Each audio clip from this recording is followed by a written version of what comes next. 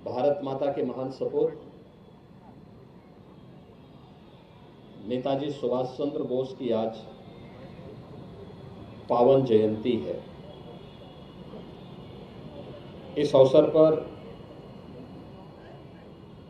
देश की आज़ादी के लिए नेताजी के नेतृत्व में चले उस पूरे अभियान को स्मरण करते हुए मैं नेताजी सुभाष चंद्र बोस को उनके योगदान के लिए पूरे प्रदेश वासियों की ओर से कोटि कोटि नमन करता हूं।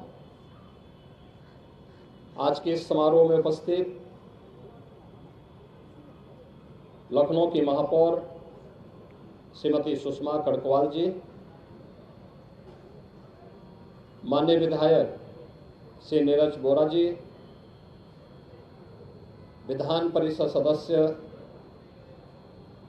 श्री अवनीश सिंह जी, अंगद सिंह जी, श्री लालजी प्रसाद निर्मल जी, आज के इस कार्यक्रम में उपस्थित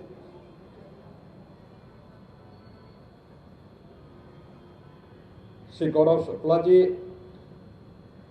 अशोक कुमार भार्गव जी, रोहित खत्री जी, माननीय विधायक श्री अमरीश कुमार जी, विधान परिषद सदस्य श्री रामचंद्र प्रधान जी और उपस्थित सभी नेताजी के प्रति श्रद्धा और सम्मान का भाव रखने वाले मेरे युवा साथियों, पूरा देश भारत माता के इस महान सपूत को, जिन्होंने अपने व्यक्तित्व और कृतित्व से आजादी के आंदोलन को एक नई दिशा दी थी, और कोई अतिशयोक्ति नहीं कि नेताजी भारत की आजादी के पूरे अभियान के दौरान एक महानायक के रूप में हर भारतवासी के लिए बड़े श्रद्धा और सम्मान का स्थान रखते हैं। वर्ष 2021 में नेताजी के योगदान के प्रति कृतज्ञता ज्ञापित करते हुए आदरणीय प्रधानमंत्री जी ने 23 जनवरी की तिथि को पराक्रम दिवस के रूप में मनाने का निर्णय लिया। नेताजी हर भारतवासी के लिए एक प्रेरणा है। राष्ट्र के प्रति निष्ठा का भाव,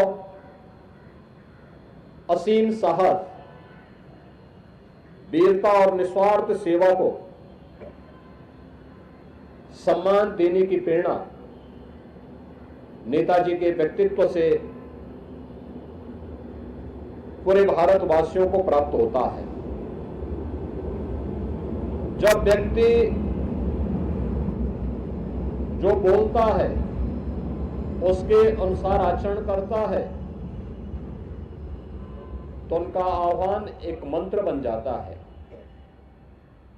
देश की आजादी के पूरे आंदोलन के दौरान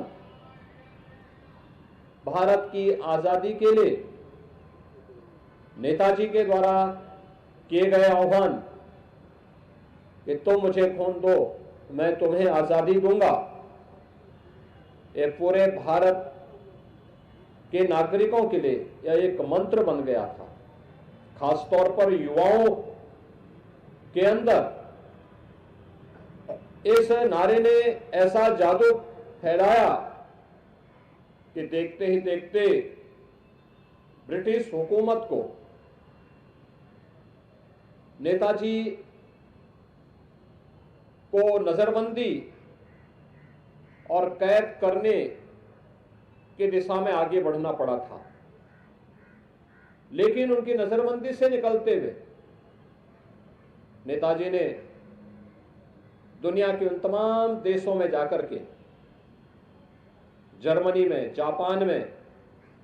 और दुनिया के अन्य अनेक देशों में जाकर के भारत की आज़ादी के लिए न केवल उन देशों के सहयोग से बल्कि युवाओं के लिए अपने संदेश के माध्यम से भी वे एक प्रेरणा भरते रहे। आज जब हम सब नेताजी सुभाष चंद्र बोस की इस पावन जयंती कार्यक्रम के साथ जुड़े हुए हैं, स्वाभाविक रूप से बहुत सारे प्रश्न आज की युवा पीढ़ी के मन में आ रहे होंगे, क्योंकि अक्सर हम देखते हैं कि हर व्यक्ति अपने स्वयं के कैरियर के प्रति चिंतित होता है, लेकिन देश और समाज के सामने जो चुनौतियां हैं, उन चुनौतियों की अपनी चुनौती मानने से वह बचने का प्रयास करता है।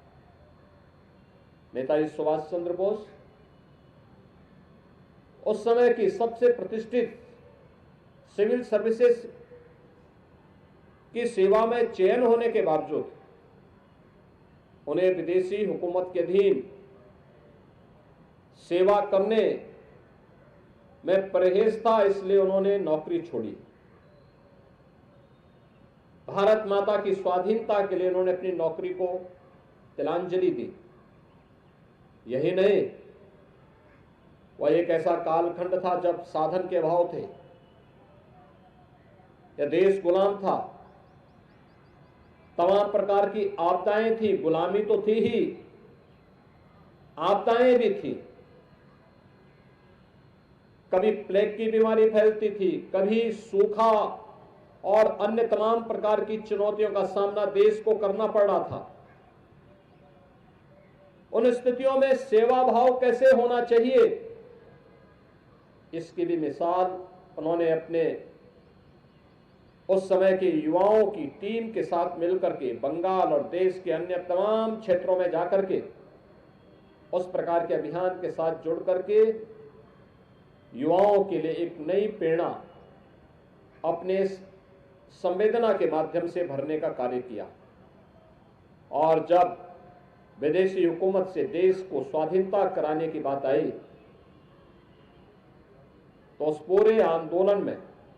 बढ़ चढ़ करके भाग लेकर के कौन व्यक्ति साथ है कौन नहीं है इसकी चिंता किए बगैर उन्होंने इस पूरे आंदोलन को नेतृत्व प्रदान किया। आज यही कारण है कि देश जब भी युवा पखवाड़ा मनाने की बात करता है तो स्वामी विवेकानंद की पावन जयंती से लेकर के नेताजी सुभाष चंद्र बोस की पावन जयंती तक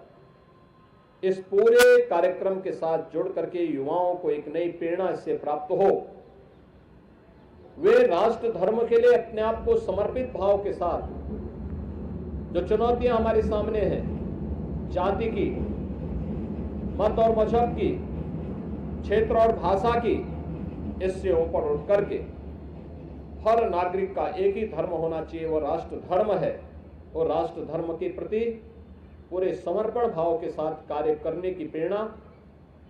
नेताजी सुभाष चंद्र बोस का महान व्यक्तित्व हम सबको प्रदान करता है। आज के इस अवसर पर एक बार फिर से नेताजी सुभाष चंद्र बोस